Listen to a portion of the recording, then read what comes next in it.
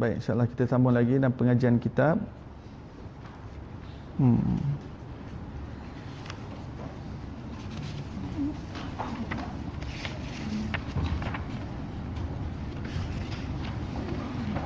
Pada muka surat 16. Siapa yang masih belum ada kitab, nanti boleh dapatkan daripada Rizwan.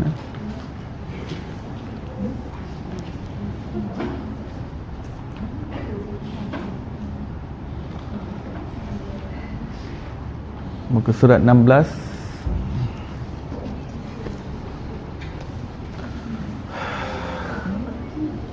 Baik, sebelum itu mari kita bacakan Ummul Kitab kepada pengarang kitab ini, iaitu Walid Al-Malik, yang nama sebenarnya adalah Syekh Haji Ibrahim bin Muhammad bin Sulaiman.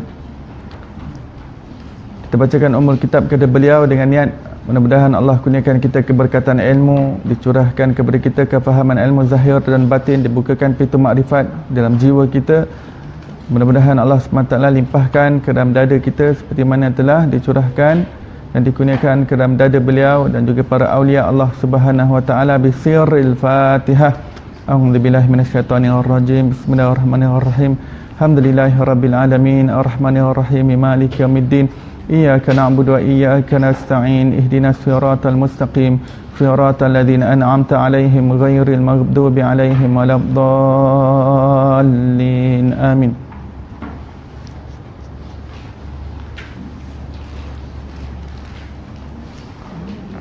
Baik, muka surat 16 ya. Muka surat 16.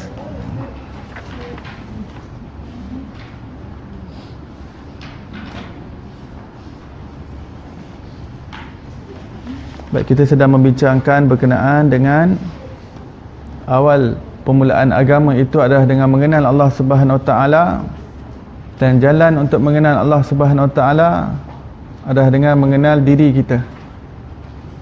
Jadi kita sedang dalam pertengahan perbincangan bagaimana cara untuk mengenal diri. Sebab nanti orang tanya, baik, untuk kenal Allah itu kena kenal diri. Jadi macam mana nak kenal diri? Macam mana cara nak kenal diri? Kan? Macam mana nak kenal diri saya? Saya lah. Tak dengar? Ada mikrofon? Oh, bawah atas. Tak perasan ada mic.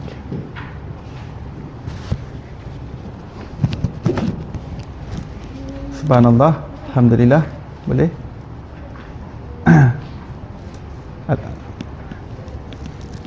Jadi kita dalam pertengahan perbicaraan kita berkenaan dengan cara untuk mengenal diri. Macam mana cara nak kenal diri? Saya dah kenal diri saya lah. Saya lahir dekat Keluang, membesar di kampung Melayu, Keluang, Johor. Kecil-kecil jadi budak nakal. Kemudian masuk sekolah tadika kemas. Lepas tu sekolah rendah, sekolah menengah. Lepas tu masuk universiti. Ni diri saya. Kadang-kadang moody, kadang ada angin sikit, kadang-kadang ni diri saya. Kadang-kadang merajuk. Nak kenal apa lagi? Jadi dalam ilmu tasawuf ni, kenal diri itu dia ada cara dia. Dia ada panduan dia. Sebab kita masih belum kenal diri kita lagi. Belum kenal diri. Yang zahir pun tak kenal lagi. Yang kita masukkan ilmu tasawuf, kenal diri tu yang sesuatu yang di dalam. Macam mana yang zahir pun tak kenal. Saya ada 5 jari belah kanan, 5 jari belah kiri. Mata pun sepet-sepet. Hidung mancung-mancung. Kulit sawo matang. Kaki pun ada 2, 5 jari tak sebelah, 5 jari sebelah. Macam mana zahir pun tak. Tu yang simple-simple boleh lah. Ada berapa rambut atas kepala? ada banyak bulu roma seluruh badan, dan kita punya ilmu pengetahuan terhenti di situ.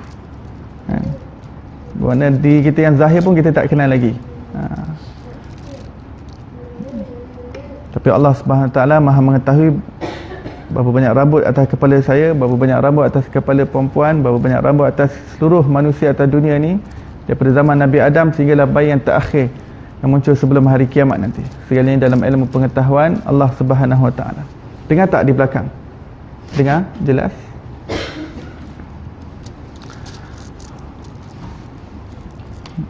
Jadi untuk mengenal diri kita dengan sebenar-benar kenal, tak cukup dengan akal kita. Kerana yang mengenalkan kita tentang hakikat diri kita adalah Nabi Muhammad sallallahu alaihi wasallam. Jadi kita berhajat kepada ilmu yang dibawa oleh Rasulullah sallallahu alaihi wasallam, yang diperolehi menerusi wahyu yang diturunkan oleh Allah Subhanahu Wa Taala. Kalau saya dekatkan sikit lagi. Bismillah. Boleh?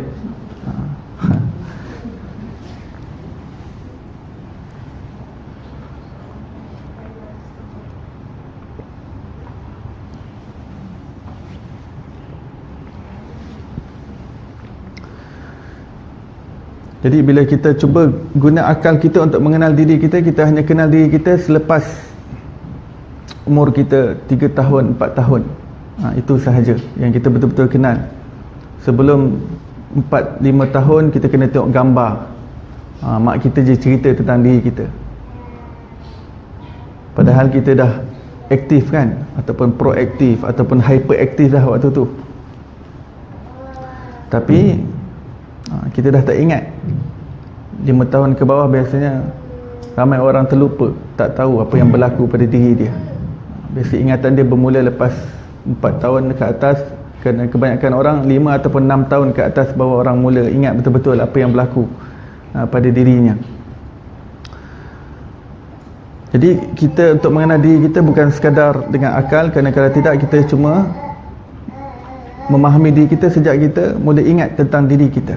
Padahal Nabi Muhammad sallallahu alaihi wasallam ajarkan kepada kita perjalanan hidup kita sebagai insan adalah bermula daripada sebelum alam dunia ini lagi. Kita ni yang berada dalam alam rahim pun kita tak ingat. Itu sudah alam dunia. Tapi Nabi Muhammad sallallahu alaihi wasallam ilmunya bawa kita sebelum alam rahim itu ada lagi satu alam yang kita berasal daripadanya. Jadi untuk mengenal diri kita sebenar-benarnya, kita kena kenal kita berasal daripada mana. Bukan berasal daripada Keluang semata-mata, bukan berasal daripada Johor. Itu jasad saya. Jasad saya ni baru. Tapi dalam jasad saya ada roh. Yang roh itu telah pun hidup sebelum jasad ini hidup. Roh itu tetap sudah ada sebelum jasad dan juga fizikal jasmani ini lahir di atas dunia ini. Kita sudah berada di alam arwah, di alam roh. Dan kita perlu tahu apa yang berlaku di alam arwah, apa yang terjadi kepada roh kita, apa yang berlaku antara kita dengan Allah Subhanahu Wa Taala, dan apakah pengalaman yang kita dapat ketika di alam arwah. Sebab itu adalah permulaan kejadian kita. Jadi di sini dalam bab ini kita sedang membincangkan berkenaan dengan perkara tersebut.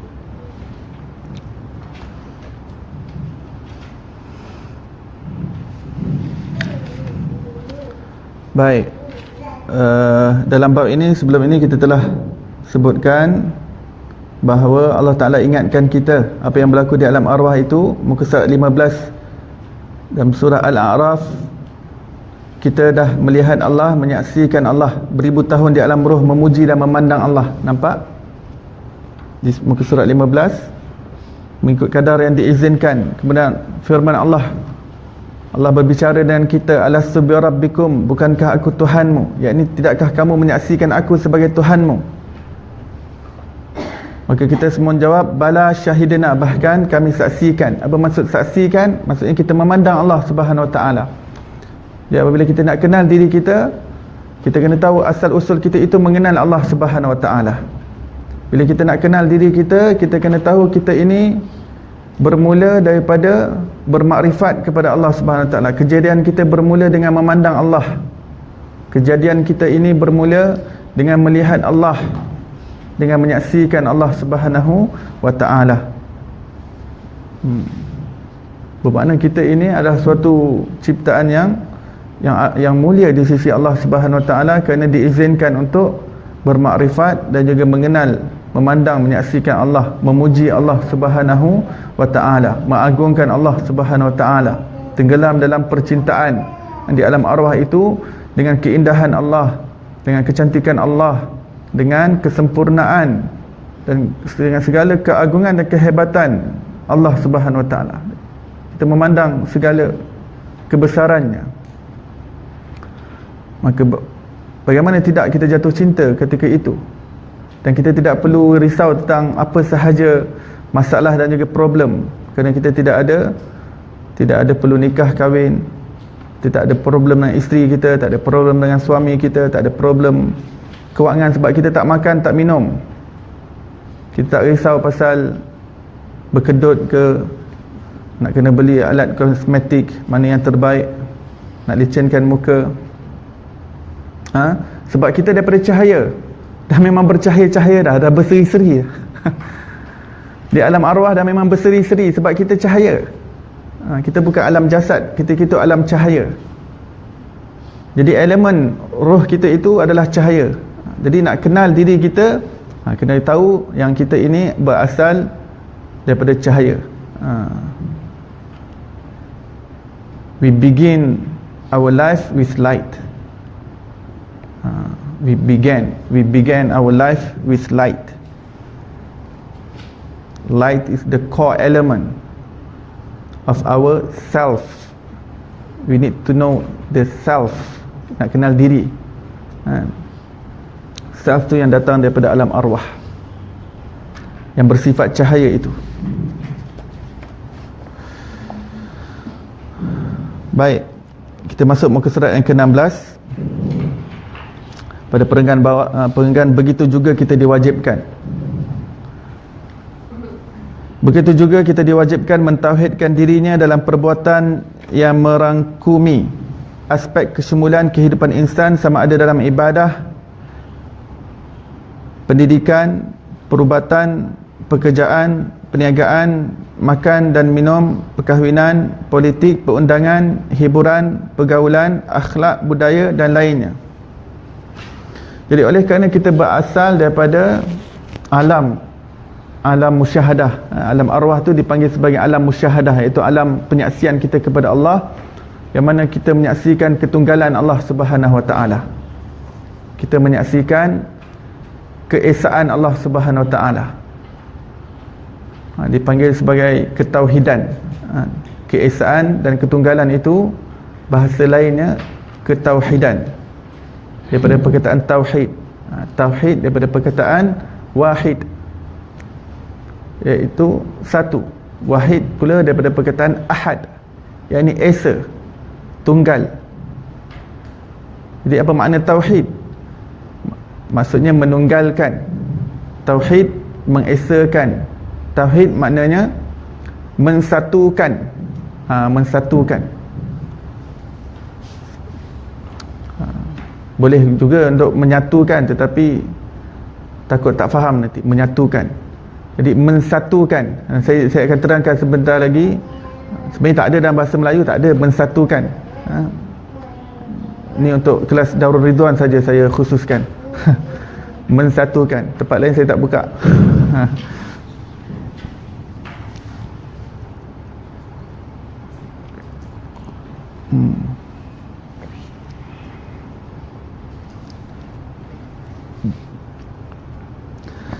Dalam majlis, baik. Kita diwajibkan untuk mentauhidkan dirinya. Jadi kita berasal daripada tenggelam dalam ketauhidan Allah ketika di alam arwah. Kita tak ada siapa-siapa, tak ada anak, tak ada isteri, tak ada kawan. Kawan kita siapa? Allah. Pendamping kita siapa? Allah. Ketika itu tidak ada nafsu, tidak ada syahwat, tidak ada rasa lapar, tak ada rasa penat. Memuji Allah Subhanahu Wa Taala sentiasa. Sebab cahaya, apabila kita kata cahaya, cahaya ni dia sifatnya pancaran. Jadi apabila kita mengetahui kita berasal daripada cahaya, pancaran cahaya, jadi kita kena tahu daripada mana sumber cahaya tersebut. Sumber cahaya, sumber cahaya itu adalah Allah Subhanahu wa taala. Yang Allah Taala terangkan, Allahu nurus samawati wal ard. Allah pemancar cahaya langit dan bumi. Sebenarnya bila kita sebut cahaya, kita jangan terus terbayang cahaya macam lampu ni, ataupun terbayang macam cahaya matahari, ataupun cahaya spotlight, ataupun cahaya torchlight, ataupun cahaya bulan, ataupun bayangkan cahaya laser, ataupun kan? Sebab alam hakikat, perkataan-perkataan dan istilah yang digunakan adalah untuk kefahaman akal kita sahaja. Hakikat sebenarnya kita tak dapat bayangkan, kan? Sebab kalau guna bahasa yang bombastik untuk nak betul-betul terangkan, nanti kita tak faham. Jadi akan gunakan istilah yang paling dekat untuk nak gambarkan perkara tersebut. Hakikat yang sebenarnya adalah melebihi daripada perkara itu lagi, lain daripada apa yang kita fikirkan, kerana akal kita tidak dapat menjangkaunya. Apabila kita tahu roh kita daripada cahaya, kita jangan fikir cahaya, kan? Cahaya yang berseri-seri dan sebagainya. Tapi ini ada satu bentuk ataupun satu kejadian ataupun suatu keadaan yang kita tak dapat nak imajinasikan. Kita tak dapat bayangkan kerana ia tak dapat terlintas dengan akal kita. Akal tak dapat. Melainkan hati. Seorang yang hatinya bersih, suci dan sebagainya, hati tersebut mungkin dibukakan oleh Allah Subhanahu Wa Taala untuk merasa apa yang berlaku di alam arwah. Itu hanya berlaku kepada setengah hamba Allah Subhanahu Wa Taala sahaja. Boleh seseorang yang sentiasa berzikir tenggelam, tiba-tiba dia terasa nampak seperti cahaya dan sebagainya. Itu semua pengalaman, perlu dirasakan dengan pengalaman. Walhasil, bila kita sebut roh daripada cahaya, kita tak boleh terus direct memahami seperti mana cahaya lampu dan sebagainya. Sebab di situ lebih nak terangkan konsep. Sebab cahaya ni konsepnya lebih untuk kita fahami dengan cara yang lebih hampir. Sebab cahaya bila ada sumber, maka dia ada pancarannya. Dan pancaran itu, ia tidak berpisah sebenarnya. Dia tidak berpisah daripada sumbernya, hanya sahaja dia bukan sumber. Pancaran itu bukan sumber tetapi tidak berpisah. Jadi konsep tu nak digunakan. Sebab kalau guna elemen yang lain, jadi tak dapat nak terangkan dengan lengkap, dengan sempurna macam mana kaitan antara sumber dan juga sesuatu yang terpancar daripadanya. Jadi konsep cahaya itu lebih sempurna daripada guna konsep air, liquid ataupun gas ataupun pepejal. Nak guna konsep lain tu, jadi konsep cahaya itu lebih menyeluruh, lebih hampir nak terangkan tentang bagaimana hubungan Allah dengan ciptaannya. Nak terangkan hubungan antara pencipta dengan ciptaan. Sebab kita tahu setiap gerakan kita ni semuanya digerakkan oleh Allah Subhanahu Wa Taala. Jadi nak terangkan macam mana? Sebab kalau kita faham daripada elemen yang lain, sebab nanti mungkin akal kita mengatakan Allah Subhanahu Wa Taala duduk satu tempat, kita bergerak di sini dengan kuasa macam mana, kita tak dapat faham. Jadi kalau kita faham diri kita dan alam ini semuanya adalah terpancar daripada cahaya wujud Allah Subhanahu Wa Taala, maka mudah kita lihat, subhanallah, semuanya ini adalah pantulan sifat-sifatnya, perbuatannya, segalanya ini adalah cerminan dan juga wajah Allah Subhanahu Wa Taala, wajah kebesarannya, wajah keagungannya. Jadi kita nampak secara berseluruh, kan? Bila kita nampak secara berseluruh, itu kita mensatukan. Nampak je kipas ni bergerak, kan? Orang sana bergerak, orang sini bergerak. Nampak macam pergerakan dan juga perbuatan yang terpisah-pisah, yang berbilang-bilang, tetapi hakikatnya satu perbuatan. Siapa? Allah yang gerakkan ni semua. Sebab dia bentuk konsepnya konsep cahaya. Jadi perkataan nur itu digunakan dalam Al-Quran untuk nak terangkan kepada kita konsep ni, nak ambil konsep tersebut. Sebab Allah Ta'ala kemudian mengatakan walillahil masalul a'la, hakikat yang sebenarnya adalah lebih tinggi yang tidak terjangkau dengan akal kamu. Itu hanya perumpamaan sahaja kan? Macam apa boleh cerita dalam syurga kan, cerita pasal sungai, cerita pasal buah anggur, berkebun-kebun. Itu untuk nak fahamkan kita je. Hakikat sebenarnya syurga bukan yang macam kita terfikir kebun, sungai, anggur tu. Kita tak dapat terlintas macam mana sungai kat sana. Nama je sungai tapi hakikat sebenarnya tak tahu macam mana. Sebab kalau kita dapat bayangkan sungai macam mana kat dunia ni, maksudnya itu bukan syurga lagi. Sebab syurga itu bermula setelah akal kita terhenti. Di mana akal kita cuba bayangkan macam mana syurga tu sampai terhenti, syurga bermula lepas tu. Maksudnya tak boleh terjangkau. Sifat ini telah diterangkan oleh Nabi Muhammad SAW, bahawa syurga itu adalah sesuatu yang tidak dapat dibayangkan dengan akal kamu, sesuatu yang tidak pernah dilihat oleh mata kamu, tidak pernah didengari oleh telinga kamu. Telinga pun tak pernah dengar apa-apa yang ada dalam syurga kan? Sebab dalam syurga Nabi SAW ada mengatakan para bidadari akan menyanyi dengan suara yang merdu, dan juga angin-angin yang bertiup, sepoi-sepoi bahasa semua menghasilkan irama dan juga melodi yang indah menerpa kepada gagang-gagang pintu, dan juga pergeseran antara daun-daun di dalam syurga, buah-buah, dan juga bunyi kriak-kriak daripada ranting-ranting, semuanya menghasilkan melodi dan juga muzik yang indah sekali. Semua jadi latar belakang syurga. Walaupun perkataan itu digunakan, tetapi hakikat sebenarnya bukan itu. Hakikat sebenarnya sesuatu yang tidak dapat dibayangkan dengan akal kita. Itu hanya untuk fahamkan akal kita sahaja. Guna buah delima, buah pisang, buah anggur kan? Tapi buah yang sebenarnya di sana kita tak dapat bayangkan hakikat sebenarnya. Apa maksud makan buah tersebut? Apa maksud sungai daripada arak, sungai daripada susu? Hakikat sebenarnya kita tak tahu kenikmatan apa yang di sebalik sungai susu, sungai arak. Sekarang ni sungai arak, nak mandi dalam sungai arak ke? Apa yang best? Okey, sungai madu, manis, melekat-lekat. Jadi kita tak boleh nak bayangkan. Sebenarnya syurga itu tidak boleh dibayangkan sama sekali.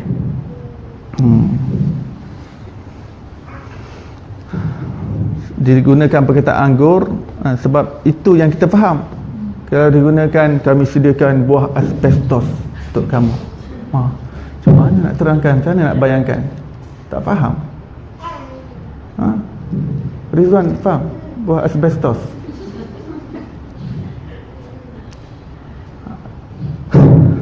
Kan kalau guna bahasa bombastik untuk terangkan surga, untuk terangkan konsep-konsep yang penting, konsep-konsep kunci dalam agama kita, nanti kita yang pening. Digunakan bahasa yang takribul faham, dia panggil. Ulama guna perkataan istilah takribul faham ini semua untuk dekatkan kita kepada kefahaman. Hakikat sebenarnya hanya diketahui oleh Allah Subhanahu Wa Taala. Apa saja yang menyejukkan mata dalam syurga, Quran pun sudah bagi tahu segalanya disembunyikan daripada kamu. Kamu tak dapat bayangkan, kamu tak dapat imajinasikan sama sekali, tak dapat menjangkauinya. Dia beyond our comprehension. Beyond our akal. Baik. Apabila kita dilahirkan di atas dunia ini, yang mana roh kita yang berasal daripada alam arwah itu dijasadkan, dimasukkan, ditiupkan ke dalam jasad kita. Jadi kenapa Allah Ta'ala gunakan perkataan tiup? Roh, Allah Ta'ala menggunakan perkataan tiup. Dan untuk tiup roh ni, Allah Ta'ala tak tugaskan mana-mana malaikat untuk tiup roh. Tiupan roh, Allah SWT mengatakan aku sendiri yang lakukan. Benar, roh kita ini, satu dia elemen cahaya, lagi satu dia bersifat ketuhanan. Kita nak kenal diri kita ni proses kenal diri. Ini proses kenal diri. Jadi dia ada unsur ketuhanan. Kerana apa? Kita adalah tiupan daripada Allah Subhanahu Wa Taala. Mana dalilnya kita ditiup oleh Allah Subhanahu Wa Taala daripada dirinya? Ini dalam Al-Quran wa nafakhtu fihi mir ruhi, wa nafakhtu fihi mir ruhi, aku tiupkan fihi, di dalam jasadnya, ruhi, ruhku. Sebab roh kita ni semuanya direct dengan Allah. Allah tu panggil roh aku. Jadi setiap daripada roh kita ni roh Allah sebenarnya. Setiap daripada roh kita ni, semua yang daripada segi technicality bahasa, kita boleh panggil dia sebagai ruhullah. Roh Allah. Cuma Nabi Isa AS tu, dia mendapat kemuliaan daripada Allah sehingga beliau dapat gelaran yang khusus, ruhullah. Bukankah Nabi Isa gelarannya ruhullah? Ruh Allah. Ruh Allah, the spirit of Allah, ruh Allah. Tapi hakikatnya roh kita semua pun ruh Allah juga. Cuma ada hamba-hamba ataupun ada setengah makhluk yang Allah SWT lebihkan berbanding yang lain, kerana kemuliaannya. Masjid-masjid kan semuanya Baitullah, rumah Allah SWT. Tapi bila kita sebut satu je, Baitullah, kat mana? Tu teringat Kaabah, betul? Padahal masjid dan surau pun rumah Allah, betul? Itu untuk kemuliaan Kaabah. Bila sebut Baitullah, terus teringat Kaabah. Bila sebut Ruhullah, terus teringat Nabi Isa. Padahal semuanya Ruhullah. Semua manusia Ruhullah, Ruh Allah. Fahimtum? Bila kita sebut apa lagi ya?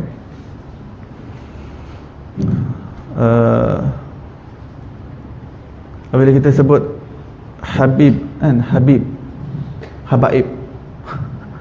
kan banyak Habaib, Habib kan. Bila disebut Habibullah, siapa yang kita ingat? Rasulullah. Kita ingat seluruh penghulu dia terus, ancestor dia terus, Habibullah, kekasih Allah. Pada seluruh Nabi-Nabi pun kekasih Allah Subhanahu Wa Taala, seluruh Rasul-Rasul pun kekasih Allah, seluruh wali-wali Allah Subhanahu Wa Taala pun kekasih Allah. Tapi apabila sebut Habibullah, yang lebih direct kepada Nabi Muhammad sallallahu alaihi wasallam. Jadi kita faham alam ni Allah Taala jadikan ianya bersistem, supaya kita dapat tahu siapa berada di atas kita, supaya dengan kita menghormatinya dan kita mentakzimkannya, itu adalah jalan untuk kita sampai kepada Allah Subhanahu Wa Taala. Baik. Jadi Allah SWT mengatakan kami tiupkan. Kenapa tiup? Ini untuk menunjukkan satu hubungan yang direct antara kita dengan Allah Subhanahu Wa Taala. Tiupan. Tiupan ni pun dia sebenarnya Allah Ta'ala gunakan konsep pancaran cahaya, konsep tiupan tadi, semuanya untuk menunjukkan ianya sesuatu yang berlangsung terus daripada Allah Subhanahu Wa Taala. Dia tak ada melalui perantaraan yang lain. Macam jasad kita ni, ialah dia diciptakan daripada air, diciptakan daripada tanah, dia campuran tanah dan juga air menjadi, kemudian dia jadi daging, campur-campur sel, tisu, atom, molekul, zarah yang berada dalamnya, kemudian menjadi otot, menjadi daging, tulang belulang dan sebagainya. Itu kira kononnya ada raw material lah, ada raw material dia daripada air, daripada tanah. Tapi apabila kita kata diri kita itu, yang kita nak kenal diri kan, diri kita yang sebenar itu roh, daripada raw material mana? Daripada mana raw materialnya? Dia tidak ada daripada raw material yang lain. Dianya direct daripada Allah Subhanahu Wa Taala. Ianya direct daripada Allah Subhanahu Wa Taala. Sebab tu Allah Taala wa nafakhtu fihi min ruhi.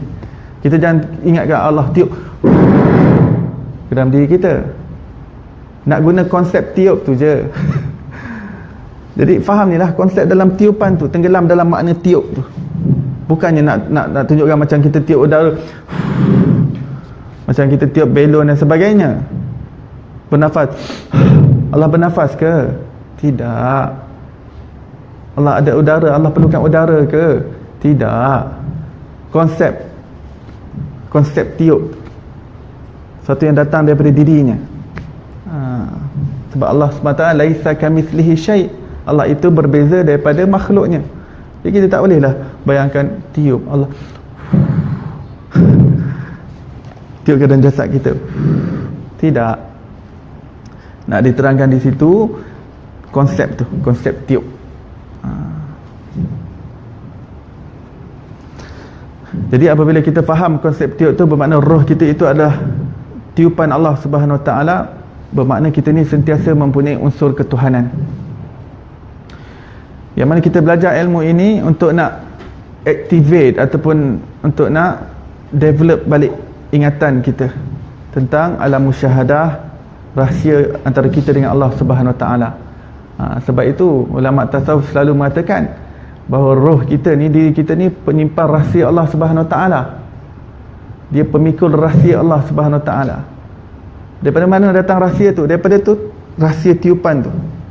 Daripada tiupan tadi, daripada dirinya, bermakna dalam diri setiap kita mempunyai unsur ketuhanan yang kita nak developkan unsur itu. Bukan kita jadi Tuhan, tak. Develop unsur ketuhanan bukan kita jadi Tuhan, tak. Develop itu untuk kita mendapat pengenalan yang sebenar kepada Tuhan kita. Sebab hanya dengan activate roh kita itu sahaja yang dapat mencapai makrifat. Kerana akal kita ini hanya sebagai pembantu sahaja, dia tak dapat capai kepada makrifat. Sebab dia duduk alam dunia, jadi akal ni nak kena faham sistem alam dunia ni. Faham info, faham data, faham fakta, rumus-rumus, formula, campur-campur, kimiakan, sebatikan, kemudian hantarkan kepada hati. Hati tu nanti ianya ada connection dengan roh, nanti roh yang akan activate.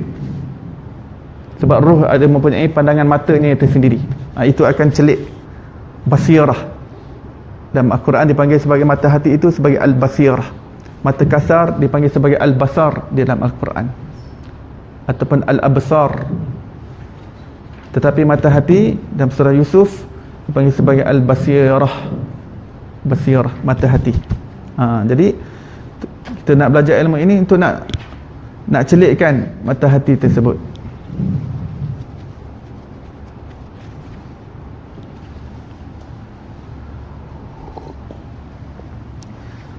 Jangan salah faham ya.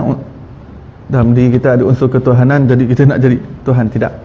Untuk kita gunakan unsur tersebut untuk kita sampai kepada Allah. Untuk kita melihat segala diri kita ini tidak ada apa-apa, kosong, yang hanya ada satu, iaitu Allah Subhanahu Wa Taala. Hanya ada satu. Nafi isbat. Konsep itu nafi isbat. Bukan kita kata Allah ada dekat situ, Allah dekat kipas, Allah dekat rumah, Allah dekat kereta, Allah dekat jalan, Allah dekat pokok, Allah. Itu kefahaman yang salah lah. Bermakna kefahaman ilmunya salah. Kalau dia rasa Allah Subhanahu Taala kan, ada kat situ, berturun kat situ, Allah Taala turun dekat sini, Allah Taala, kefahamannya salah lah. At least untuk memahami Allah yang akademik ini perlu difahami dengan betul, jalannya kena betul. Kalau jalan akademiknya sudah salah, bermakna nanti perjalanannya tak sampai kepada Allah, terbantut. Dia tak dapat kenal Allah Subhanahu Taala dengan sebenar-benar kenal. Sebab yang memahami ilmu yang betul pun tak semestinya dia sampai. Itu sebagai map saja. Tapi at least dia kena betul yang ini. Map kena betul. GPS. Macam saya daripada Shah Alam tadi nak datang Country Heights, kan GPS. At least GPS betul. Bawa saya ke Country Heights. Kalau dia bawa saya ke Country Homes, daripada awal lagi GPS saya sudah bawa ke Country Homes.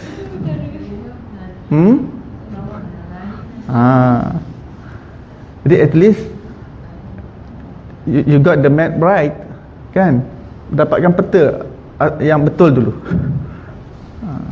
Sampai tak lagi, tak tahu sampai ke tak, tapi at least ada map yang betul.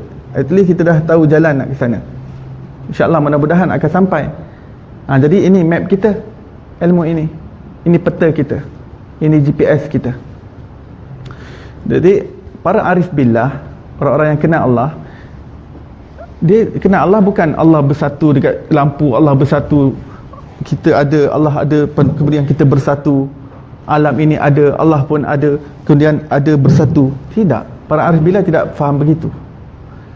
Para arif billah melihat alam ini asalnya tiada. Asalnya semua tiada. Semuanya wujud ini semuanya datang daripada Allah Subhanahu Wa Taala. Sebab tu dia dalam tasawuf dia penting pemahaman berkenaan dengan konsep cahaya. Sebab benda ni nak kena faham menerusi konsep cahaya.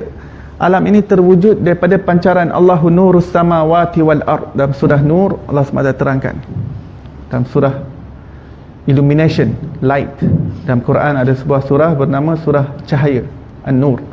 Dalamnya Allah SWT menerangkan sebuah firman-Nya, Allahu nurus samawati wal ard. Allah SWT pemancar cahaya langit dan bumi. Ya, wujud alam ni semua, 7 petala langit dan 7 petala bumi, segalanya hubungannya dengan pencipta adalah seperti pancaran cahaya. Maksudnya kita tak berpisah daripada Allah, tetapi kita bukan Allah. Allah adalah sumber dan kita semua adalah bayangan Allah Subhanahu Wa Taala. Kita adalah bayangan Allah. Kita bayangan Allah pula. Sebenarnya kita semua zilullah. Kita semua zilullah fil ard. Bayangan Allah di atas muka bumi. Sebab kita semua telah dilantik menjadi khalifah Allah di atas muka bumi ini. Hakikat seluruh manusia zillullah fil ard, bayangan Allah di atas muka bumi. Tetapi dalam riwayat kita dapat memahami bahawa apabila sebut zillullah fil ard, bayangan Allah di atas muka bumi, ia akan merujuk kepada siapa? Ia merujuk kepada Sultan. Merujuk kepada ada kat belakang boleh jawab. Merujuk kepada raja. Sultan. As-Sultan zillullah fil ard. Kenapa? Sebab bayangan dia itu untuk nak zahirkan keadilan Allah, sifat-sifat Allah, dia lebih peranan tinggi daripada rakyat. Hakikatnya kita semua zillullah fil ard. Faham baik-baik ya? Kita semua bayangan Allah untuk menzahirkan, memantulkan sifat-sifat Allah. Allah sifat adil, kita pun kena bersifat adil. Allah sifat Ar-Rahman Ar-Rahim, kita pun kena sebarkan kasih sayang. Allah bersifat alim, kita pun kena bersifat ilmu dan menyebarkan ilmu. Ya? Allah Al-Muqsid, bersifat saksama, kita juga kena sebarkan makna saksama hakikatnya di atas muka bumi ini.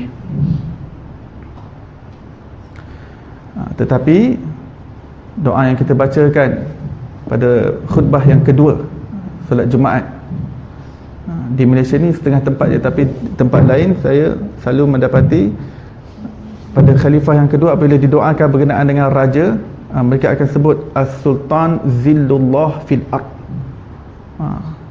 Sultan adalah bayangan Allah di atas muka bumi ini. Di sini dia ambil daripada riwayat hadis dan sebagainya. Barang siapa yang memuliakan sultan, bermakna dia muliakan Allah. Barang siapa yang menghina sultan, bermakna dia menghina Allah. Allah Ta'ala akan hina dia. Siapa yang hina sultan, hina raja, Allah akan hina dia.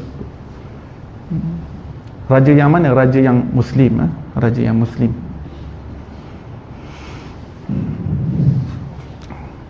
Kerana itu ulama zaman dahulu dah tetapkan sultan adalah ketua agama.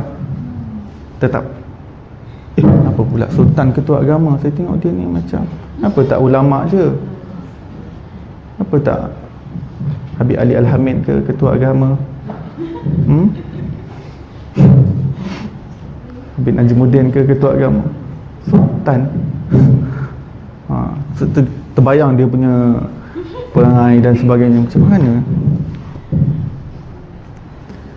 Jadi institusi kedaulatan kesultanan itu ya, di balik mereka, bukan diri sultan itu sendiri, bukan diri institusi itu, semua adalah sacred. Jadi siapa yang dilantik, dia mempunyai peranan dan tanggungjawab yang besar, sehingga dia digelar sebagai zilullah fil ard. Jadi bila dia sedar bahawa dia zilullah fil ard, maka semakin dia menyedari bahawa dia kena sebarkan keadilan, kena sebarkan. Dia mengetahui dia adalah khalifah kepada Al-Bar. Nama Allah Al-Bar, yang maha berkebajikan, yang maha memberi kebajikan, yang maha baik. Maka dia kena sebarkan kebaikan, dia kena sebarkan kebajikan. Tidak menyebarkan kezaliman, tidak menyebarkan penindasan, tidak menyebarkan penganiayaan, tapi dia menyebarkan menyebarkan kemudahan. Nama Allah Al-Ghani dan juga Al-Mughni, kaya, maha mengayakan, mencukupkan. Maka dia memerhatikan keperluan rakyatnya supaya dia menjadi zilullah yang lengkap, sempurna di atas muka bumi ini, untuk menjadi cerminan Allah. Tu cerminan Allah Subhanahu Wa Taala di atas muka bumi ini. Itu gelaran secara khususlah untuk sultan. Tetapi hakikatnya kita ini semua dah memang dilantik daripada awal menjadi khalifah. Sebenarnya hakikatnya kita juga zilullah fil ard. Kita juga bertanggungjawab untuk menzahirkan sifat-sifat tersebut, bukan raja saja. Disebutkan secara khusus berkenaan raja kerana peranannya itu lebih besar lagi. Peranannya itu lebih besar.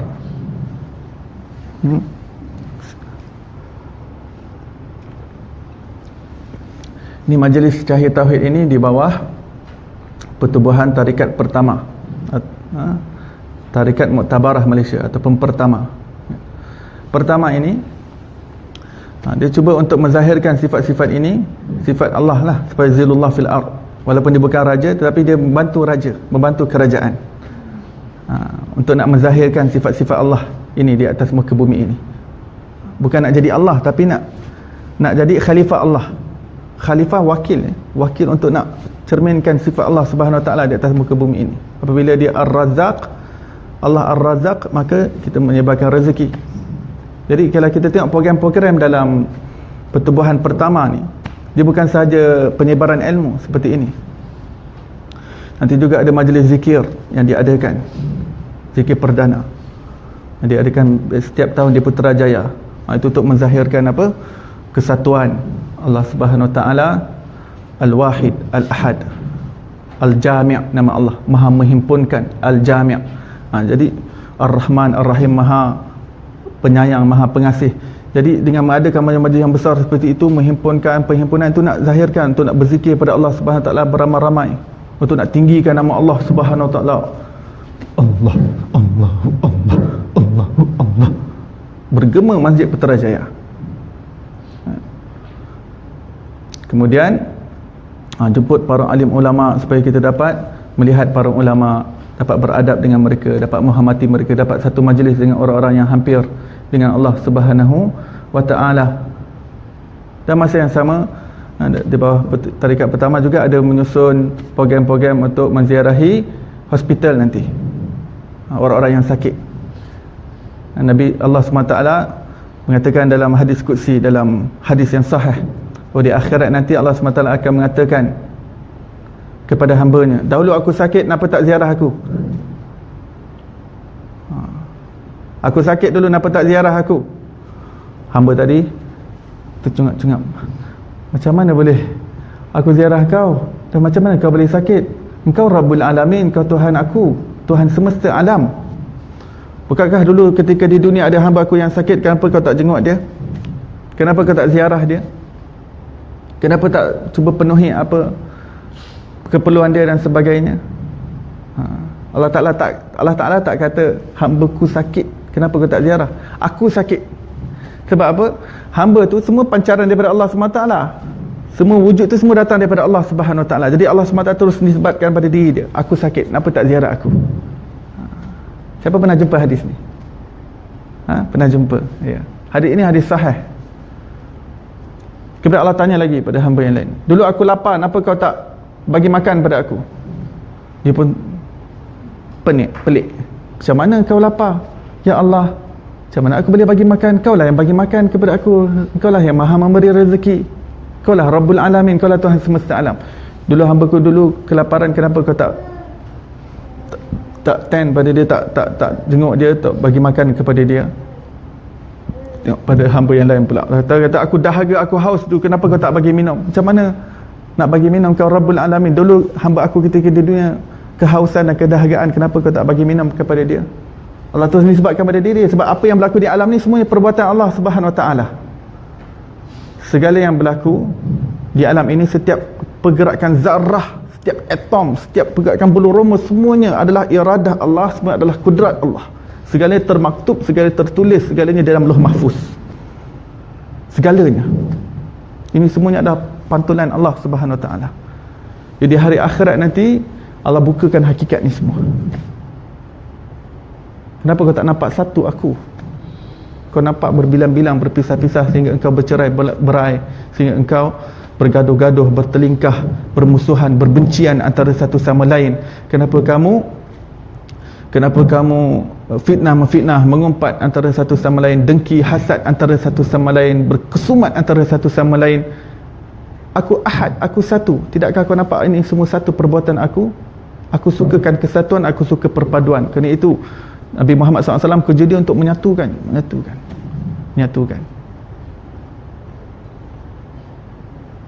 Pindah ke Madinah Al-Munawwarah pertama sekali, persaudarakan Muhajirin dan juga Ansar. Kemudian ketika di Madinah, dalam kalangan Ansar ada dua puak yang telah lama bertelagah selama berketurunan, iaitu Aus dan Khazraj. Satukan, persaudarakan.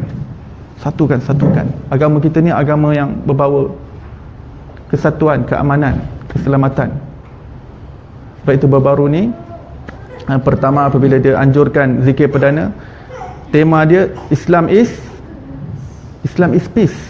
Nak zahirkan peace tu pun nama Allah Subhanahu Wa Taala, As-Salam. Nak zahirkan nama Allah Subhanahu Wa Taala. Jadi program hospital bila ya? Sudah ada tarikh? Januari nanti. Siapa yang ada berkelapangan untuk join, pertama untuk kita ziarah orang-orang sakit di hospital, dan kita akan sambil itu berdakwah dengan orang yang sakit. Sebab orang yang sakit ni dia lebih dekat dengan Allah, jadi hatinya lebih lembut, hatinya lebih sedia menerima dia, lebih daripada berbanding ketika dia sedang sibuk, ketika di rumah dan sebagainya, dengan kerja, dengan duniawi dia, dengan segala macam nak kena cari nafkah dan sebagainya, problem dia di sana, dia lantar je. Jadi dakwah tu lebih kita nak belajar dakwah kan. Kemudian di bawah pertubuhan tarekat pertama juga ada menziarahi orang-orang kurang upaya, OKU. Orang-orang kurang upaya, orang yang ada terencat akal, ada yang separuh gila, ada orang yang hanya atas kursi roda, orang tak betul dan sebagainya. Yang ini berapa bulan sekali? 3 bulan sekali program ni. Jadi bila kita tengok orang yang makhluk-makhluk Allah yang mereka tak campur dengan orang lain, mereka, grup mereka yang ada tempat khusus, yang ada hamba Allah yang sanggup untuk menjaga mereka dengan kemampuan yang sekadar apa yang dimiliki mereka, dia pertama datang mengutip bantuan dan sebagainya untuk hulurkan kepada mereka. Mereka amat memerlukan bantuan. Dan ini Allah Ta'ala suka tengok hamba Allah SWT. Sebab yang itu pun perbuatan Allah, yang ini perbuatan Allah. Yang ini Allah lebihkan daripada segi rezeki, yang ini Allah Ta'ala sempitkan daripada segi keupayaan, daripada rezeki. Dia tak dapat work, dia tak dapat earn dengan keadaannya yang begitu, OKU. Jadi yang itu pun nama Allah Al-Qabid, yang maha menyempitkan rezeki. Yang ini pun nama Allah Al-Basit, yang Allah luaskan rezeki. Jadi orang yang diluaskan rezeki, itu juga sifat Allah, berjumpa dengan sifat Allah yang lain, satukan. Dan ini adalah tugas orang-orang tarikat sejak daripada zaman awal permulaan Islam lagi. Dia bukan hanya zikir saja, Allah, Allah, Allah. Tidak. Itu pemahaman yang salah berkenaan dengan tarikat. Kalau kita kaji pengasas tarikat daripada awal dulu sampai sekarang, mereka akan bersama dengan zikir. Mereka ada zikir juga, beribu-ribu mereka zikir. Tapi macam mana dia nak zahirkan itu pada masyarakat? Demikian, dia buat kebajikan, cari orang-orang gelandangan. Juga di bawah pertubuhan tarikat pertama juga ada program gelandangan, ya.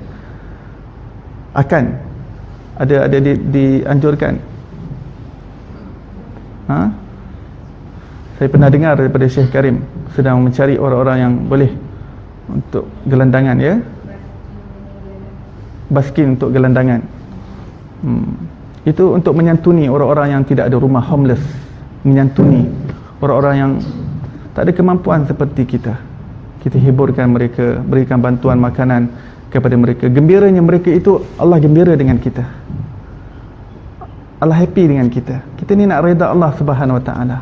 Akhirnya kita akan pulang kepada Allah Subhanahu Wa Taala, dan Allah nak tengok macam mana kita zahirkan sifatnya di atas muka bumi ini.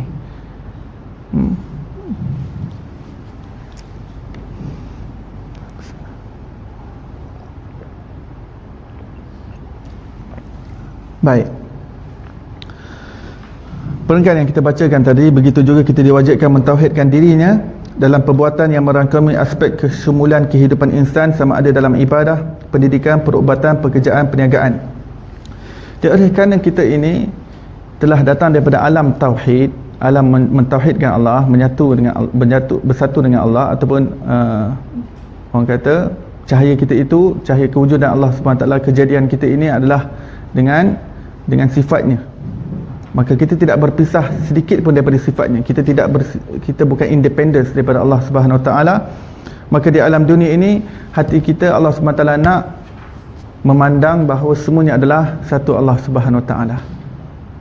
Satu Allah. Merangkumi 24/7 kehidupan kita. Daripada kita bangun tidur sampai kita tidur semula. Daripada kita kecil sampai kita besar, sampai kita menghembuskan nafas kita yang terakhir. Dalam segala aspek kehidupan kita. Dalam ibadah kita ada tauhid, dalam pendidikan kita ada tauhid, dalam perubatan kita ada tauhid, dalam pekerjaan kita ada tauhid, dalam perniagaan kita ada tauhid. Semua ini menjadi ibadah. Dan maqam ataupun tingkatan ibadah yang tertinggi adalah bagaimana kita mencapai makna ketauhidan dalam setiap bidang yang kita menceburi di dalamnya.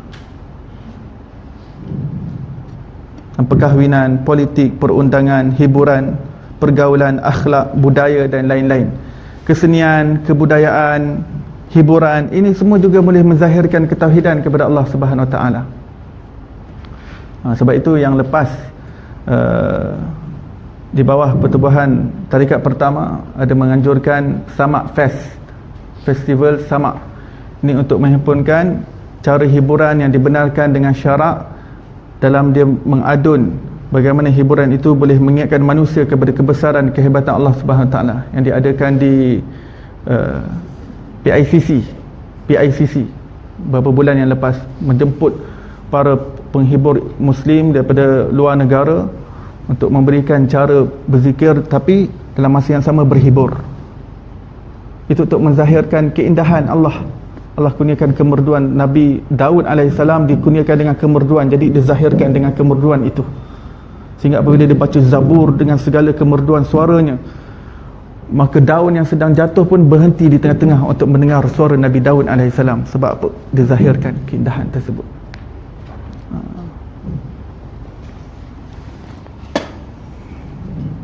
Ya. Jadi dalam segala bidang pasti boleh mencerminkan ketauhidan. Ibadah kita jika tidak ada tauhid, maka kita akan sembahyang untuk menunjuk kepada orang lain. Kita akan beramal untuk nak dapatkan pujian orang lain. Tak tauhid lah. Sebab dia dah kongsikan pandangan tersebut yang sepatutnya dia nak pandangan Allah sahaja, tapi dah kongsikan, dah sharekan, dah syirik. Syirik maksudnya share. Syarikat daripada asyirku. Syarikat. Apa maksud syarikat? Syarikat asyirkah dalam bahasa Arab. Share, joint venture, atau jadi syarikat. Dia ada shareholder dan sebagainya. Jadi Allah Ta'ala tak nak share. Pandangan aku sahaja. Pandangan aku yang lebih hebat daripada pandangan seluruh makhluk. Kerana seluruh makhluk, kalau semuanya memandang kamu dengan memuji kamu, dia tidak dapat bagi manfaat dan tidak bagi mudarat kepada kamu. Tapi pandangan aku yang lebih utama, pandangan aku yang menyebabkan kau bahagia dalam kehidupan, pandangan aku yang menyebabkan kau berjaya dalam hayatmu. Dengan pandanganku menyebabkan engkau cemerlang, gembira, dengan kegembiraan yang hakiki, dengan kebahagiaan yang hakiki dan kejayaan yang hakiki, hanya dengan pandanganku. Ya Allah tak nak share. No share, no syirik, no association. No association. Allah tak nak partner. No partner with Allah. So do not associate partner with Allah Subhanahu Wa Ta'ala. Itu ibadah bila tak ada tauhid. Pendidikan bila tak ada tauhid, habislah. Pendidikan tidak ada tauhid, dia akan dengan pendidikan dia jauhkan kita daripada Allah Subhanahu Wa Ta'ala. Dia belajar fizik, belajar, tapi tak jumpa nama Allah Subhanahu Wa Ta'ala dalam fizik. padahal menceritakan tentang kebesaran Allah. Dia belajar sains, belajar, tak jumpa nama Allah dalam buku sains. Ini pendidikan tak ada tauhid. Dia dah asingkan Allah daripada ciptaannya, dah pisahkan, dia dah buang, letak tepi Allah. Nak belajar yang kering-kering ni, kering-kering, kontang daripada sesuatu yang bersifat kerohanian. Tak nak Allah, tak nak, letak tepi. Jadi kita tak jumpa nama Allah dalam buku fizik, dalam buku matematik, dalam buku admat, dalam buku kimia dan juga biologi, geografi. Padahal ini semua ilmu yang sedang menceritakan tentang kebesaran Allah, keagungan Allah. Dan lebih teruk lagi apabila tidak ada tauhid di dalamnya, orang belajar sains, dia belajar asal usul dia daripada monyet, belajar daripada kera. Sehingga ada anak-anak yang percaya. Anak-anak kita kadang-kadang ada yang percaya. Kan kita kan daripada apes, you from apes.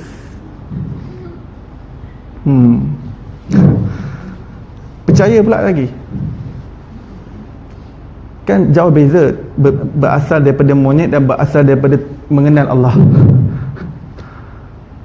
Kan berbeza daripada tempat yang berkinja-kinja, lompat-lompat atas pokok, daripada suasana kita mengenal Allah, suci, kebersihan, kesucian bersama dengan Allah, bercinta dengan Allah, mengenal, bermusyahadah, menyaksikan Allah Subhanahu Wa Taala. Kan beza. Itu saja boleh membentuk ala tuju. Jika ini tidak diperbetulkan, maka moral anak-anak akan bertukar menjadi seperti kemonyetan ataupun keberokan. Jadi gejala kecimpanzian ini akan melanda umat ini jika fakta ini tidak diperbetulkan. Kita akan lihat manusia yang seperti King Kong dengan segala kekingkongannya, gorila dengan segala kegorilaannya, dan ianya muncul ya, rupa manusia tetapi perbuatannya seperti gorila, King Kong, chimpanzi, beruk, kera, monyet. Minta maaf ya guna perkataan ini sebab dalam Al-Quran umat-umat yang terdahulu apabila mereka berperangai macam monyet, Allah jadikan monyet terus monyet mereka. Nak sangat kan jadi macam monyet, Allah jadikan monyet terus. Yang mana surah Al-Baqarah, mereka ingin berperangai seperti beruk, telah betul-betul tukarkan mereka seperti beruk. Qiradatan khasiin, kata Allah. Mereka jadi bukan saja beruk, menjadi beruk yang hina. Kalau beruk saja tak apa, qiradatan khasiin, beruk yang hina. Yang ini beruk yang hodoh maksudnya. Beruk yang hodoh. Sebab beruk-beruk yang sedia ada waktu tu, mereka lebih handsome daripada beruk-beruk yang ditukarkan daripada manusia ini. Qiradatan khasiin,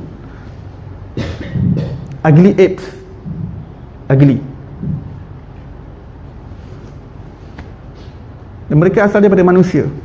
Satu kumpulan manusia bertukar tu masuk dalam hutan. Monyet-monyet ada dalam hutan ni. Hodoh siut. Hodoh doh.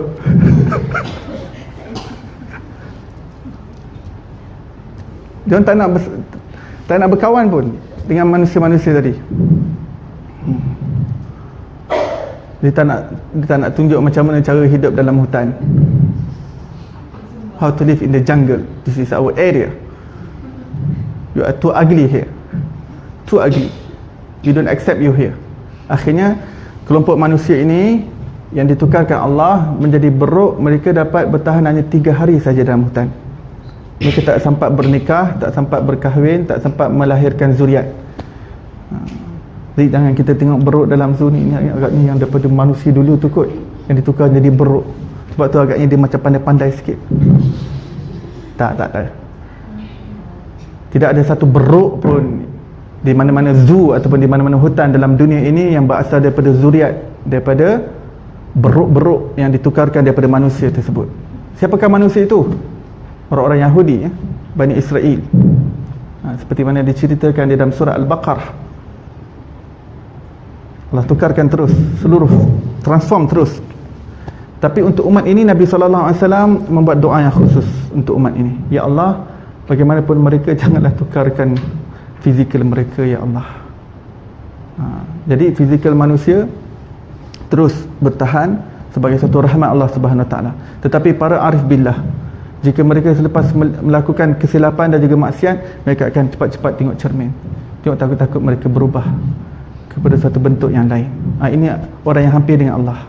Dia tahu dah Nabi SAW doa khusus untuk umat ini, tapi sentiasa ada rasa cemas. Berbeza daripada orang yang melakukan dosa, dia kata, tak apa, dosa kecil je, tak apa, sikit je, tak terjejar, aku masih ahli syurga. Aku masih layak untuk masuk ke dalam syurga. Berbanding orang yang takut dengan Allah, apabila dia tersungkur dalam maksiat ataupun terbuat dosa, cepat-cepat dia tengok cermin. Dan wali Allah bangun daripada, kami dengar kisah wali-wali Allah, bila bangun daripada tidur, pertama sekali tengok cermin, tengok rupa manusia lagi tak. Kemudian dia akan bersyukur kalau ada masih rupa manusia lagi. Hidungnya seperti manusia, wajahnya seperti manusia, badannya seperti manusia, akan bersyukur. Dia takut-takut kerana dosa dan juga maksiatnya. Ketika tidur, Allah Subhanahu Wa Taala transform, menukar wajah mereka dan juga badan mereka. Zaman Nabi Musa ni ada yang ditukarkan menjadi khinzir, ada yang ditukarkan kepala menjadi keldai dan sebagainya. Jadi dalam pendidikan perlu ada ketauhidan, lebih-lebih lagi matematik, matematik, sains, math, ini semua sesuatu yang berkaitan rapat dengan ketauhidan. Sebab ketauhidan itu kan Maha Satu, Maha Esa, itu kan matematik.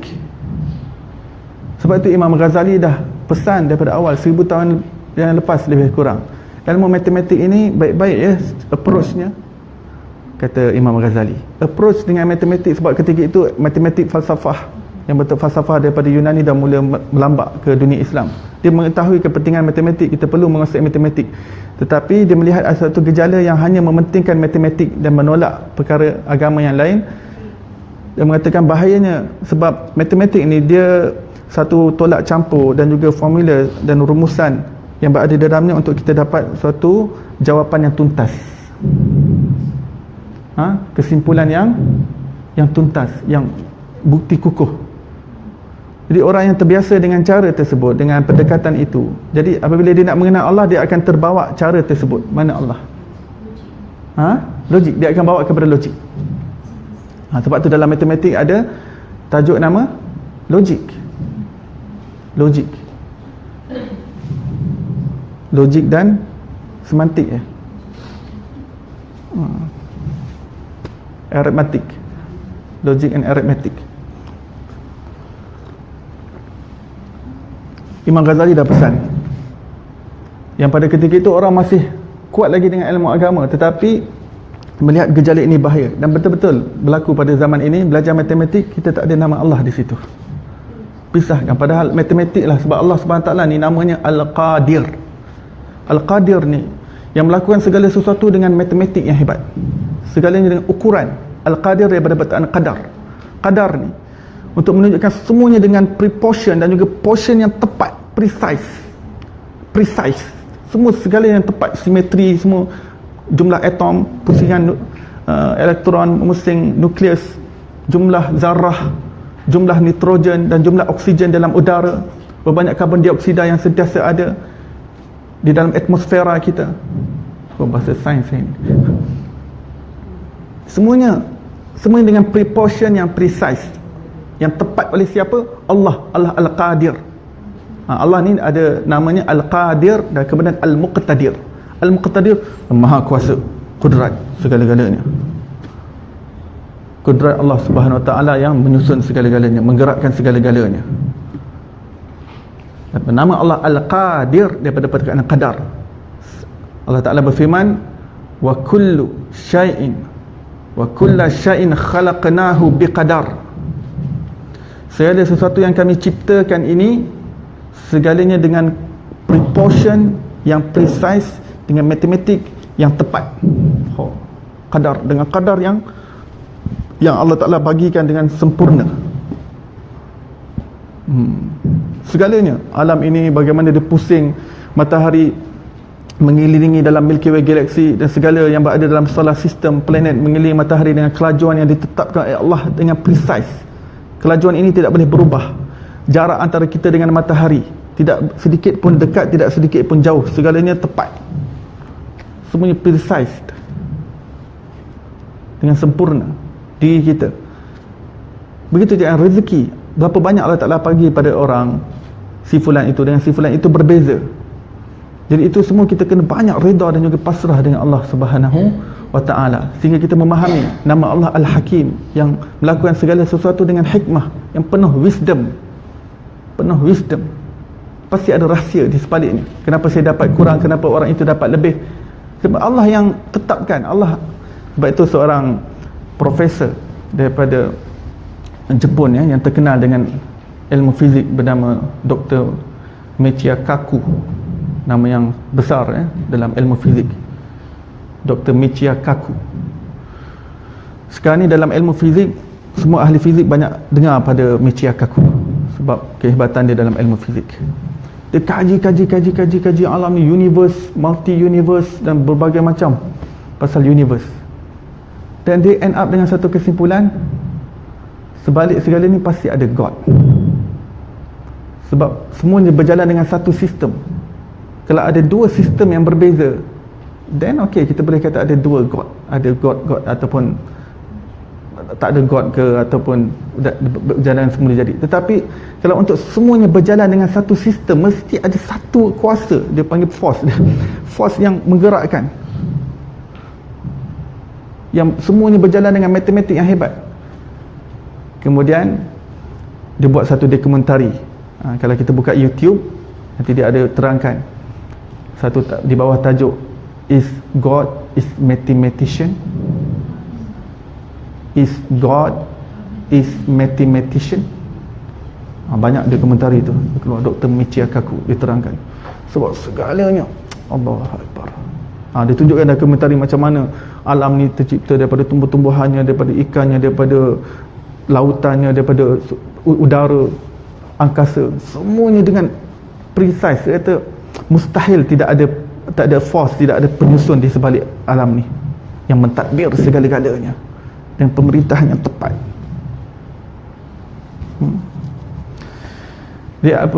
Jadi alam ini sebenarnya tidak ada, kita hanya diadakan sahaja. Jadi yang betul-betul ada itu yang memang ada sebelum alam ini diciptakan, sebelum alam ini diadakan, iaitu Allah Subhanahu Wa Ta'ala. Dia sudah ada sebelum alam ini tercipta, dan dia tetap ada ketika alam ini tercipta, dan dia terus ada ketika alam ini segalanya akan dimusnahkan dan ditiadakan suatu hari nanti. Yang adanya itu tidak berhajat pada masa, tidak berhajat kepada ruang, tidak perlu kepada tempat, tak perlu kepada penjuru dan juga arah, tak perlu kepada dimensi. Kerana wujudnya itu tidak dapat dibayangkan dengan akal, wujudnya itu adalah pada rahsia dirinya, berdiri dengan sendirinya, yang akal kita tidak dapat mencapai dan juga menggapainya. Maka yang satu hanya Allah, kita ni semua kosong. Sebab itu la ilaha illallah tu proses kosong satu, nafi isbat, kosong satu.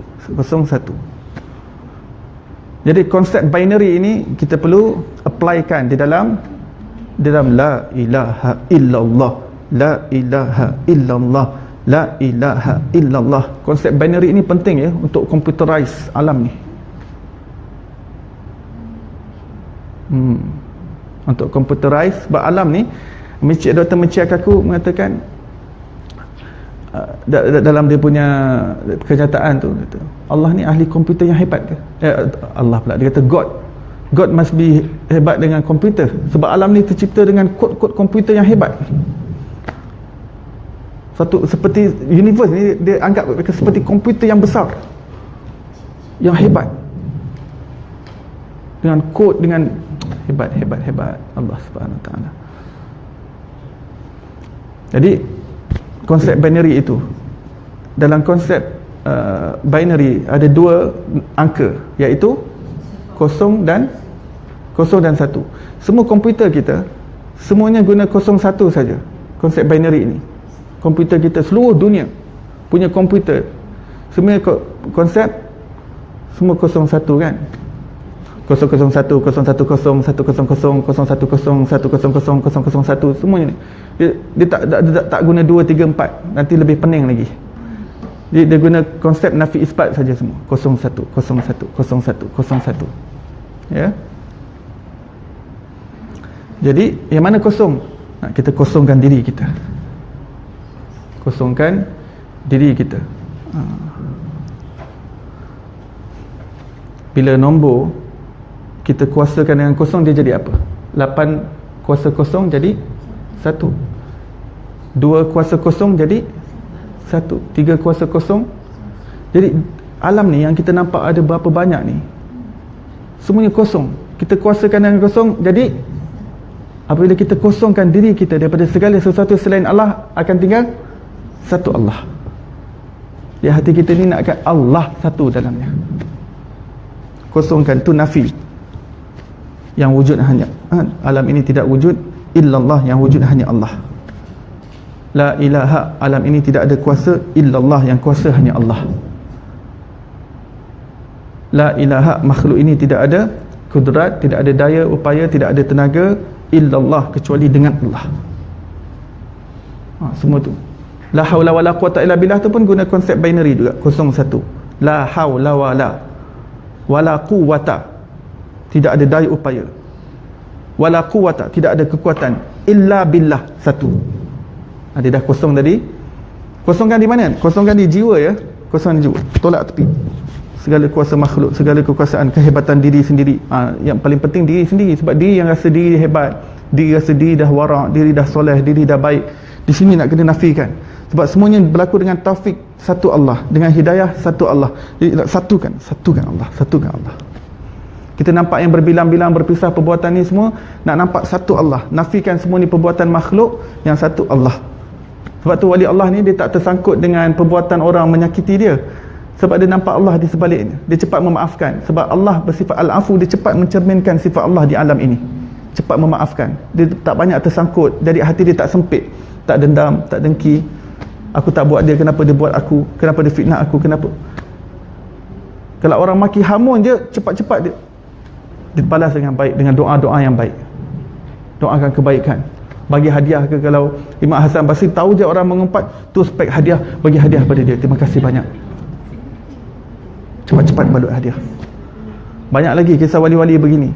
Mana-mana siapa yang sakiti dia, sampai ulama mengatakan kalau orang nak dapat kebaikan kan, nak dapatkan apa-apa kan, perlukan apa-apa, cuba maki buat menyakit, mengganggu wali-wali ni. Janganlah mengganggu wali-wali. Tapi kalau dia tahu, kalau dia tak balas, nanti takut Allah yang balas pada kita pula.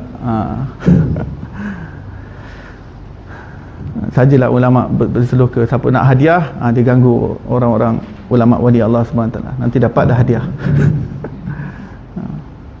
Tapi dia kena tanggung risiko. Kalau dia tak dapat hadiah daripada wali tu, dapat hadiah daripada Allah dalam bentuk yang berbahaya. Sebab mengganggu wali Allah bermakna dia perang dengan Allah Subhanahu Wa Taala. Dalam hadis qudsi yang sahih, riwayat yang sahih.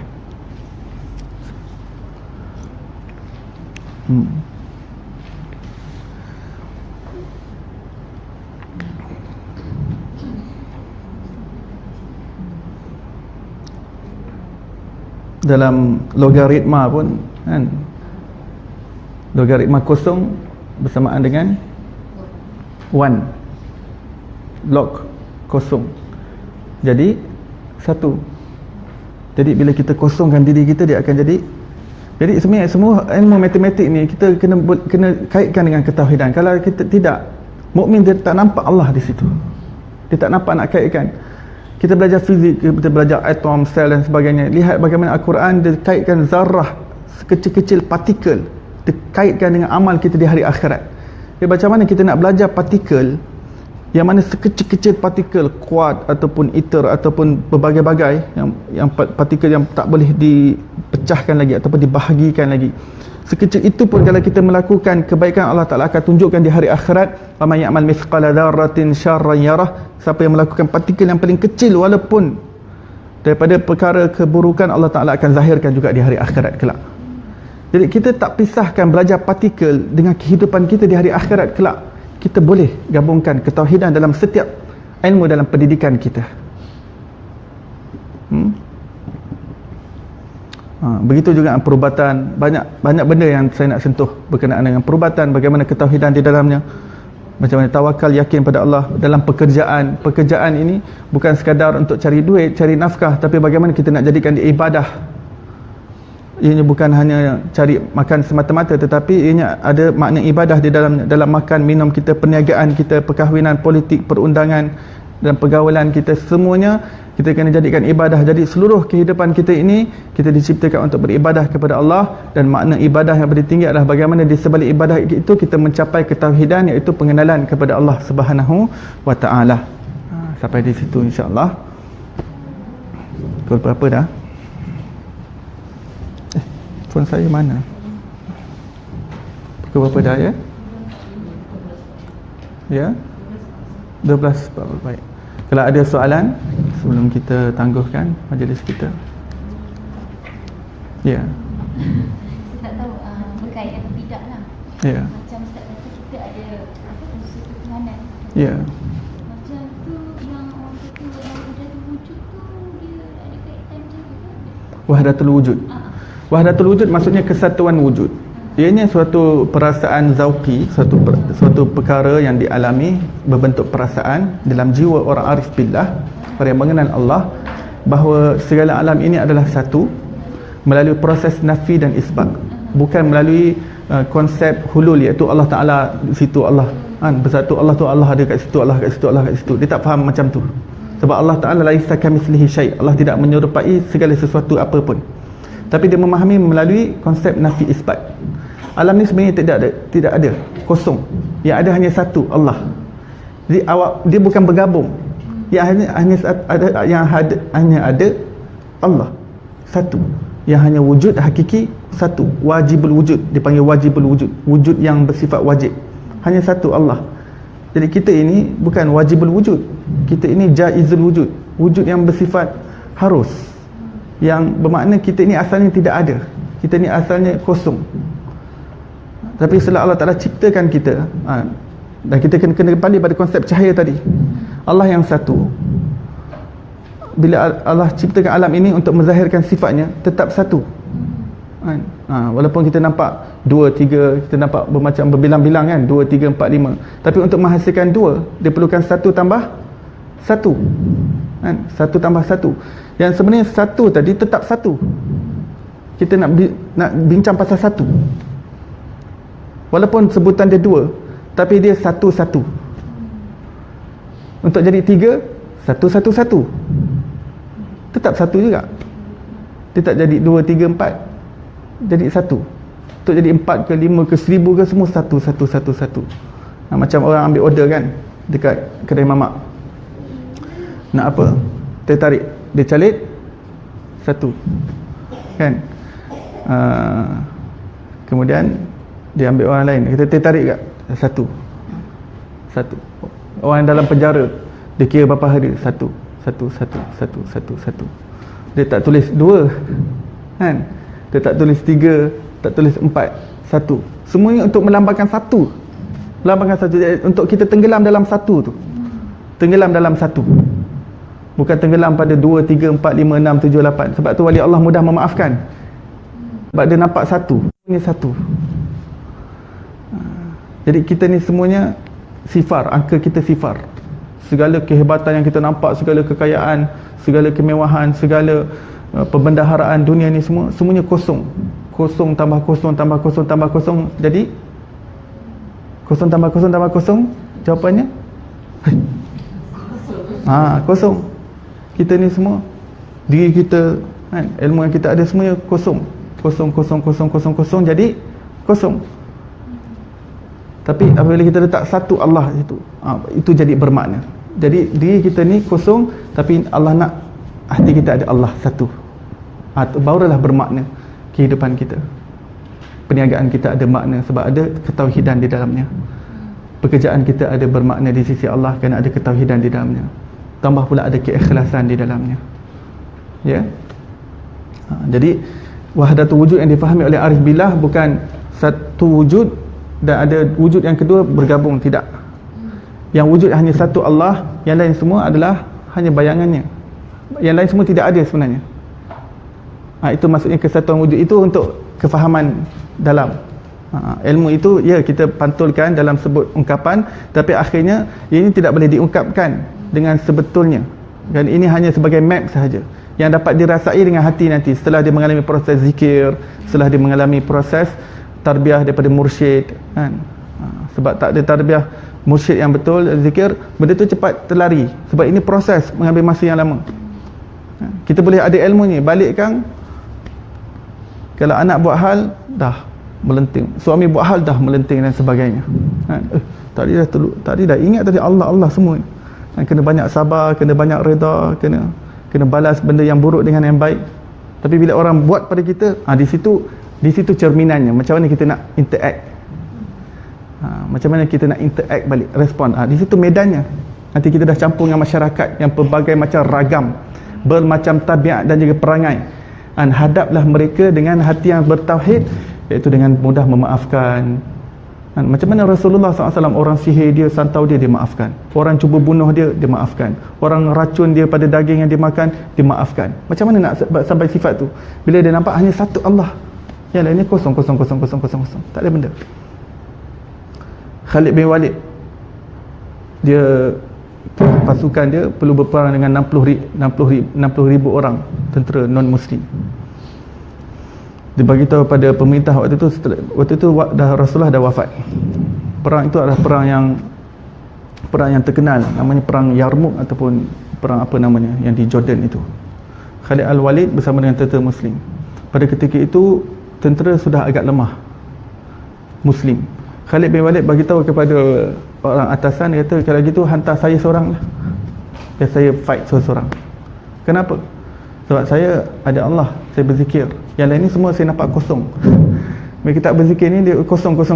Saya lawan kosong. Saya bersama dengan Allah, saya berzikir.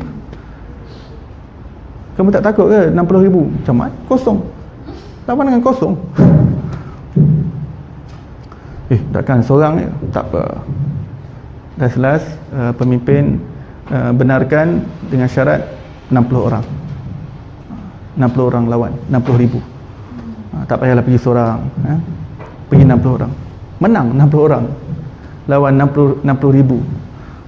Perang tu, sebab tu Khalid bin Walid digelar sebagai Saifullah, pedang Allah. Keyakinan dia. Jadi timbul rasa angkuh, takabur, sombong tu sebab kita rasa wujud diri kita, kan? Kita rasa wujud diri. Itu punca masalahnya. Sebab kita rasa wujud. Kita nampak satu sini. Padahal kosong. Allah nak pandangan hati kita hanya satu Allah. Jadi bila rasa diri kita pun wujud, sebab tu kita rasa kehebatan diri kita. Kita tak rasa ini kehebatan Allah. Kita tak rasa ini keagungan Allah. Kita rasa ini kehebatan kita, kebaikan kita. Padahal Allah nak pandang hati kita itu celik hanya pandang Allah semata. Ya.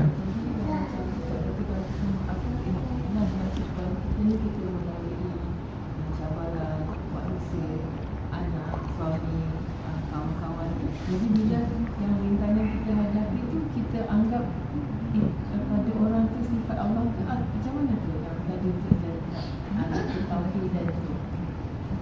Ketauhidan. Kita melihat orang individu tu ada pacaran Allah tu, macam mana nak menjadikan kita menjadi ikut sabar itu?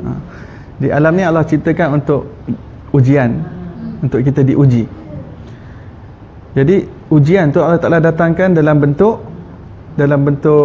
tadi itu, anak-anak kita, suami kita, adik-beradik kita, sesiapalah. Jadi yang menggerakkan mereka adalah Allah Subhanahu Wa Ta'ala. Mereka menyakiti kita itu dah tertulis dalam Lauh Mahfuz. Allah dah siap 50,000 tahun sebelum penciptaan langit dan bumi. Allah Ta'ala dah siap dah tulis yang tarikh ini, masa ini dia akan datang menyakiti kamu, dan Allah nak tengok macam mana kita react. Allah nak tengok macam mana kita respon dengan masalah, dengan problem dalam keluarga kita, dengan orang pejabat kita, dengan orang adik-beradik kita, jiran tetangga kita, dengan kawan-kawan kita. Allah Ta'ala nak tengok apa yang kita pantulkan. Jadi pantulan yang Allah Ta'ala nak, seperti mana dalam Quran, idfa' billati hiya ahsan, pantulkan perkara yang terlebih baik terhadap perkara yang buruk datang kepada kamu. Jika orang buat buruk pada kamu, balas yang terbaik. Allah Ta'ala kata balas baik, tak, hiya ahsan, balas yang terbaik, the best, bukan good lagi. Dia beza hasan dengan ahsan. Kalau hasan, good, you respond with goodness. Tapi ahsan, dia lebih atas daripada good, best. You react with the most best manner. Macam itulah, the best manner, cara yang terbaik sekali yang kamu rasa. Sebab tu para Nabi ni kalau dengar orang kutuk dia ke, dia doakan kebaikan pada orang tersebut. Rasulullah di Taif kan, dibaling dan sebagainya sampai berdarah. Tiba-tiba keluar daripada kota Taif, malaikat datang offer untuk hancurkan mereka. Jangan, tunjukkan Nabi SAW sayang mereka, mudah-mudahan mereka dapat hidayah daripada Allah. Kalau tidak, generasi mereka aku harapkan yang akan memeluk agamaku. Jangan hancurkan mereka. Padahal badan dah lemah dah, terpaksa keluar merangkak daripada kota Taif kerana hujan batu datang daripada segenap arah. Luka habis badan, cedera Nabi SAW. Menangis Sayyidina Zaid melihat keadaan Rasulullah. Tapi dalam keadaan yang sedemikian, terus dimaafkan. Keluar saja daripada kota Taif, terus maafkan penduduk kota Taif. Bahkan mencintai mereka supaya tidak dihapuskan, dilenyapkan kota Taif. Dan Rasulullah tunjukkan cinta kepada generasi mereka, keturunan mereka. Boleh tak orang musuh kita, dia buat kita dah sayang dia dan sayang anak cucu cicit keturunan dia. Nabi SAW kata, aku harapkan keturunan mereka semua beriman dengan agama Allah Subhanahu Wa Taala.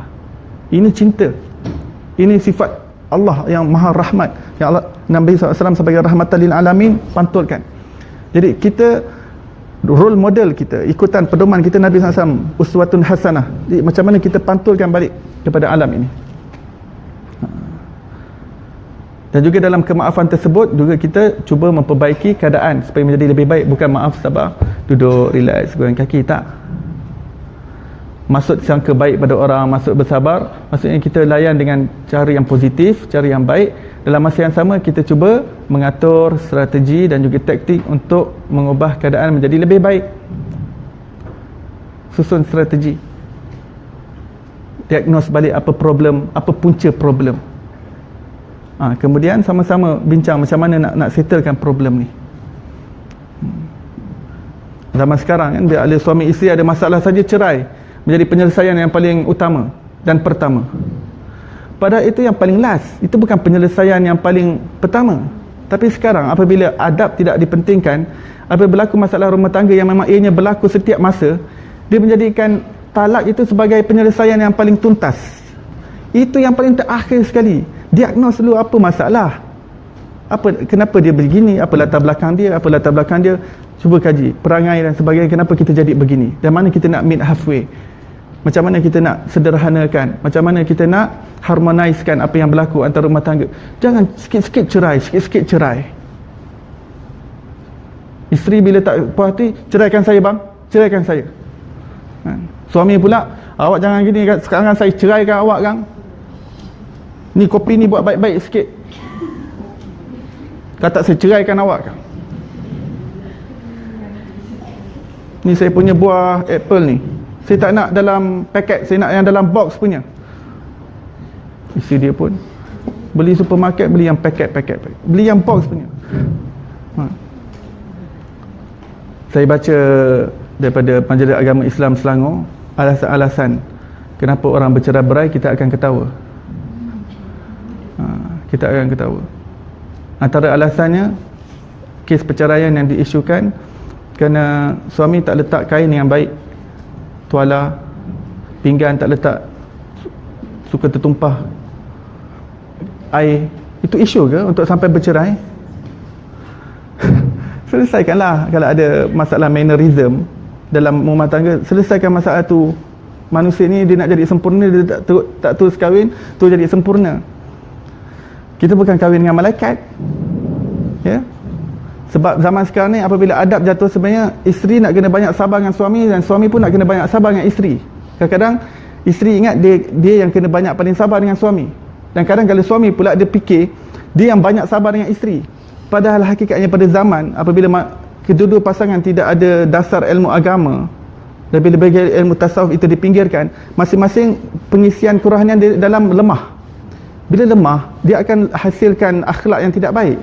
Akan menengking isteri, tengking suami, suami pun pukul isteri dan sebagainya. Dia akan menghasilkan satu suasana yang gejolak api di dalam rumah. Jadi dia balik pada betulkan adab, betulkan ilmu. Diagnos balik apa punca. Oh, kita ni tak ada ilmu. Maka belajar ilmu pengetahuan agama, berdamping dengan orang-orang soleh, dapatkan ilmu daripada mereka. Kerana agama saja yang dapat menyelesaikan masalah. Kan?